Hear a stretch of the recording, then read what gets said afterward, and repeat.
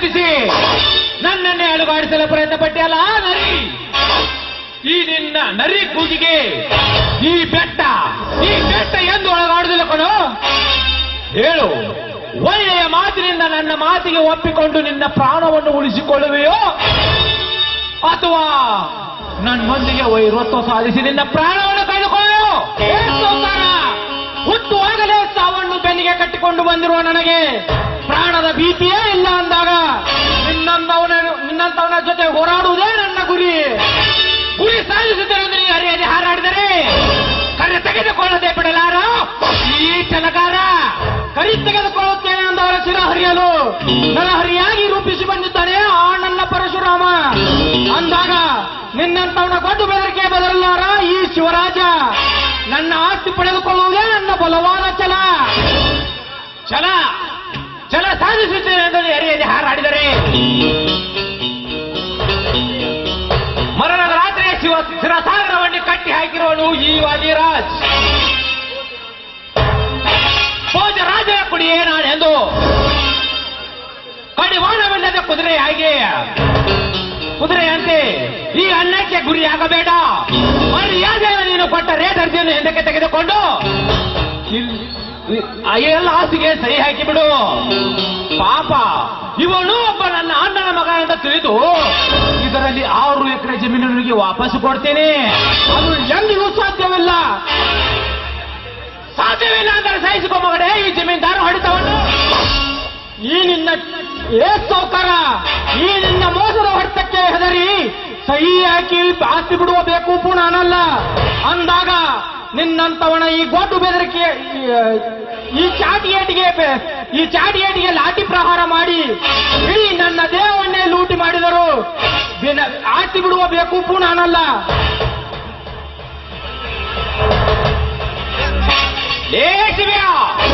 ಕನ್ನಡ ನಾಡಿಗೆ ಗಂಡೆಂದು ಹೇಳಿಕೊಳ್ಳುವ ಈ ಪುಂಡನಾಗಿ ಹಾರುವೆಯ ಪುಣ್ಯ. ಈ ವಾದಿರಾಜ್ ಮನಸ್ಸು ಮಾಡಿದರೆ 3 ಲೋಕದ ಪರಶಿವನನ್ನು ಜುಟ್ಟವನ್ನು ಕಟ್ಟಿ ಹಿಡಿದು ಆಕ್ರೋಶದಿಂದ ಬದುಕುತ್ತಿರುವನು ಈ ವಾದಿರಾಜ್. ನನಗೆ ಅರ್ಪಣದಿಂದ ಕೂಗುತ್ತೇನಲೇ.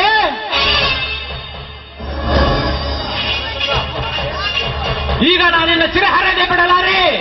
ರಣತುಂಗ, ದನಿ ಬೇಗ ಹೇಳು ದನಿ.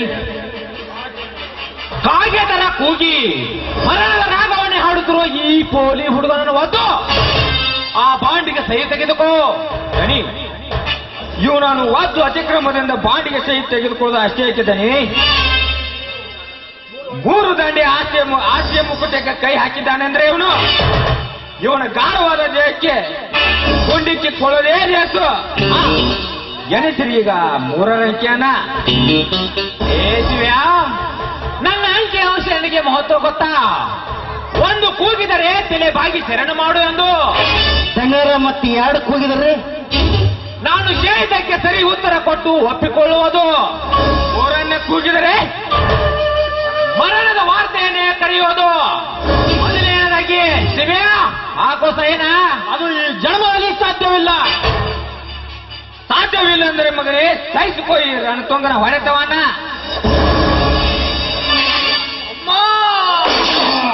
ಅಮ್ಮ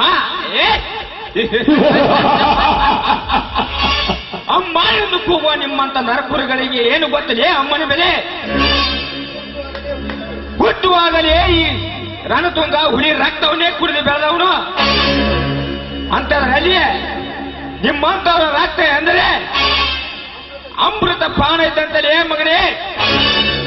ರಣತುಂಗ, ನೀನು ಮನುಷ್ಯನೇ ಅಲ್ಲ, ರಾಕ್ಷಸ. ತಂದೆ ತಾಯಿಯ ಕತ್ತನ್ನು ಇಸುಕಲು ಏಸದ ನೀನು ಏಸಿಗೆ ತಿನ್ನುವ ನಾಯಿ.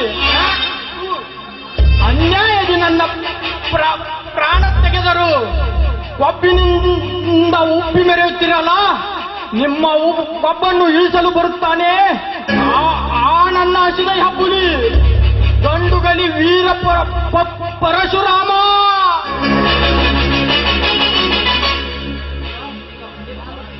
ರಣತುಂಗ, ಈಗ ಮುಂದೆ ಏನು ಮಾಡೋದು?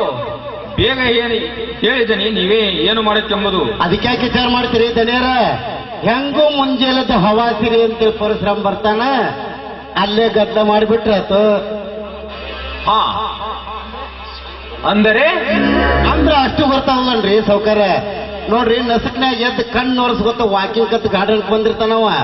ಆದ್ರೆ ಗಾರ್ಡನ್ಗೆ ಬಂದ ಸಮಯದಾಗ ಈ ಏನ ಅಲ್ಲಿ ಹೋಗದ ಅವನ ಕೊಲ ಮಾಡೋಣ ಅಂತ ಪರಿಚಯ ಮೇಲೆ ಹಾಕಿ ಬಿಡುನ್ರಿ. ಆ ನಂತರ ಯಾಕೆ ವಿಚಾರ ಮಾಡ್ತೀರಿ ನೀವು? ಈ ಕೊಲೆ ಅವನ ಮಾಡೋಣ ಅಂತೇಳಿ ಅವನ ಮೇಲೆ ಹಾಕೋದ. ನಾ ಈ ಸದ್ಯ ಹೋಗಿ ಪೊಲೀಸರಿಗೆ ಕರ್ಕೊಂಡ್ ಬರ್ತೀನಿ. ನಾಳೆ ಹೊತ್ತು ಹೊಡೆದ ನಮ್ಮ ಕೆಲಸ ಸಕ್ಸಸ್ ಆಗ್ಬೇಕ. ಏನಾಗ್ತಲ್ರಿ, ಪೊಲೀಸರಿಗೆ ಕರ್ಕೊಂಡ್ ಬರ್ತೀನಿ.